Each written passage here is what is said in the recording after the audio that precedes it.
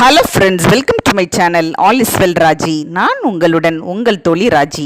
நம்ம இன்னைக்கு என்ன டிஷ் பார்க்க போகிறோன்னா, கம்பு வச்சு ஒரு சுவையான இட்லி ரொம்ப சுவையாக எப்படி கொடுக்கலான்னு நல்ல நல்ல டிப்ஸோட உங்களுக்கு சூப்பராக சொல்லித்தர்றேன்.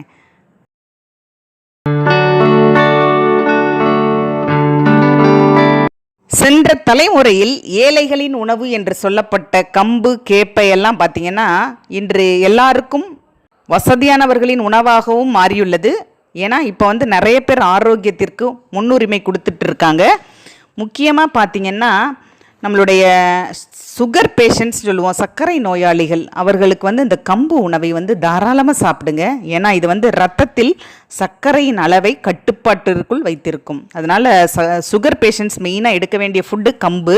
இந்த எலும்பு முறிவு உள்ளவங்களுக்கும் இந்த ஆர்த்ரைட்டிஸ் பிரச்சனை உள்ளவங்களுக்கும் கால்சியம் நிறைய இருக்கனால அவங்களுடைய எலும்பை வலுப்படுத்த உதவும். அதே மாதிரி பார்த்திங்கன்னா கம்பில் மெக்னீஷியம் நிறைய இருக்குது. இது பார்த்திங்கன்னா நிறைய பெண்கள் மாதவிடாய் அப்போ வயிற்றில் வலி, வயிற்று பிடிப்பு போன்ற பிரச்சனைகள் எல்லாம் அவதிப்படுவாங்க. அவங்க கம்பங்கூழோ கம்பு இட்லியோ ஏதோ ஒரு விதத்தில் கம்பை நம்ம சேர்த்துட்டு வந்தோம்னா அந்த மாதவிடாய் அப்போ வர்ற அந்த வயிற்று சம்மந்தப்பட்ட பிரச்சனைகள் குறையும். அதே மாதிரி பார்த்திங்கன்னா கம்பில் பொதுவாக நிறைய ப்ரோட்டீன்ஸ் இருக்குது. அது வளரும் குழந்தைகளுக்கு ரொம்ப நல்லது, அவங்களுடைய உடல் வளர்ச்சிக்கு ரொம்ப நல்லது. 15% ப்ரோட்டீன் இருக்குது, நார்ச்சத்து அதிகமாக இருக்குது.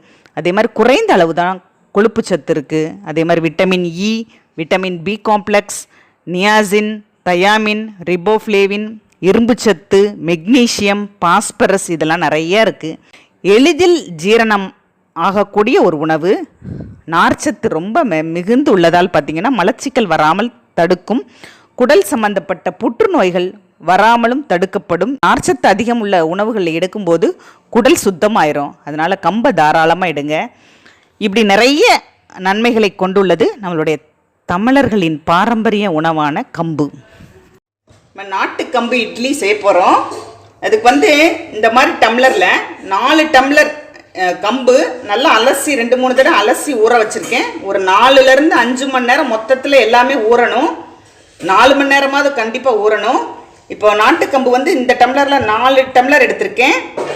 அதில் பாதி, அதாவது 2 டம்ளர் இட்லி அரிசி, அதில் 1 டம்ளர் உளுந்து. 4 டம்ளர் கம்பு, 2 டம்ளர் இட்லி அரிசி, 1 டம்ளர் உளுந்தம்பருப்பு ஊற வச்சுருக்கேன். 4லேருந்து 5 மணி நேரம். கொஞ்சோண்டி வெந்தயம் ஊற வச்சுக்கோங்க. தேவையான உப்பு. இப்போ கம்பை மட்டும் நம்ம முதல் தட்டிக்கலாம். தண்ணியெல்லாம் வடிச்சிருங்க. நல்லா அரைச்ச பிறகு கொஞ்சம் கொஞ்சமாக தண்ணி ஊற்றிக்கோங்க.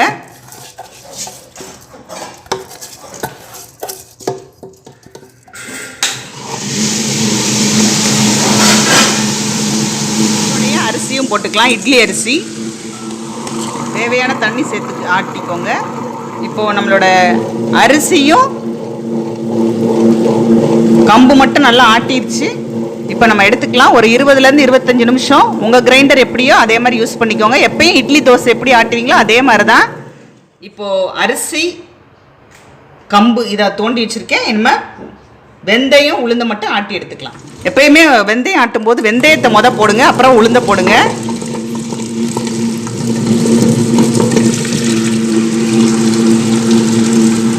தேவையான சால்ட் கொஞ்சோண்டி போட்டிருக்கேன். பாருங்கள், ஒரு 20 நிமிஷம் ஆயிருக்கு. நல்லா பந்து மாதிரி ஆட்டியாச்சு. இப்போ தோண்டி எடுத்துக்கலாம். ரெண்டே கலந்து விட்டுறலாம். நல்லா இப்போ மாவு புளிக்கணும். ஒரு 12 மணி நேரம் ஆகணும். காலையில் பார்க்கலாம். கம்பில் நம்ம பொதுவாக கூல் பண்ணுவோம். நல்லா அது ஃபெர்மெண்டேஷன், அதாவது அந்த நொதித்தல் அது நடந்தால் தான் உடம்புக்கு டைஜஷனுக்கு ரொம்ப ஹெல்ப்பு பண்ணும். அதனால் ஒரு 12 hours அப்படியே லீவ் பண்ணிடுவோம். அப்புறமா செஞ்சு காட்டுறேன். நம்ம கம்பு மாவு காலையில் இப்போ இட்லி ஊற்ற போகிறோம். மாவு எப்படி எலும்பி வந்திருக்குன்னு பார்த்தீங்க. இப்போது நம்ம தட்டில் ஊற்றிக்கலாம். இப்போது நம்ம கம்பு இட்லி மாவு ஊற்றி வச்சுருக்கோம். இப்போது ஒரு 10 நிமிஷம் இட்லி குக்கரில் வேக வச்சு எடுத்துக்கலாம். 10 நிமிஷம் ஆச்சு. இப்போ ஆஃப் பண்ணிக்கிறேன். கொஞ்சம் ஆறட்டும், நம்ம எடுத்துக்கலாம்.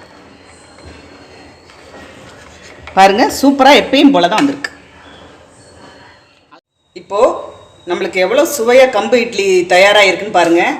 பொதுவாக குழந்தைகளுக்கு கம்பங்கூழ் கொடுத்தா எத்தனை குழந்தைங்க குடிப்பாங்கன்னு சொல்ல முடியாது. ஆனால் இந்த மாதிரி கம்பு இட்லி கொடுக்கும்போது கம்பில் உள்ள சுவை நம்மளுக்கு அவங்களுக்கு சாதாரண இட்லி கொடுத்த மாதிரி தான் தெரியும்.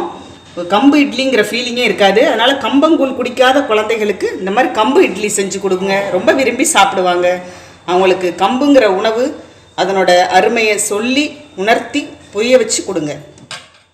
என்னோட வீடியோஸ் பிடிச்சிருந்ததுன்னா லைக் பண்ணுங்கள், ஷேர் பண்ணுங்கள், சப்ஸ்கிரைப் பண்ணுங்கள். கூடவே பக்கத்தில் இருக்க பெல் பட்டனையும் ப்ரெஸ் பண்ணுங்கள். ஏதாவது டவுட்ஸ் இருந்ததுன்னா கீழே உள்ள கமெண்ட் செக்ஷனில் கேளுங்க, நான் பதில் போடுவேன். உணவே மருந்து, மருந்தே உணவு. வாழ்க வளமுடன்.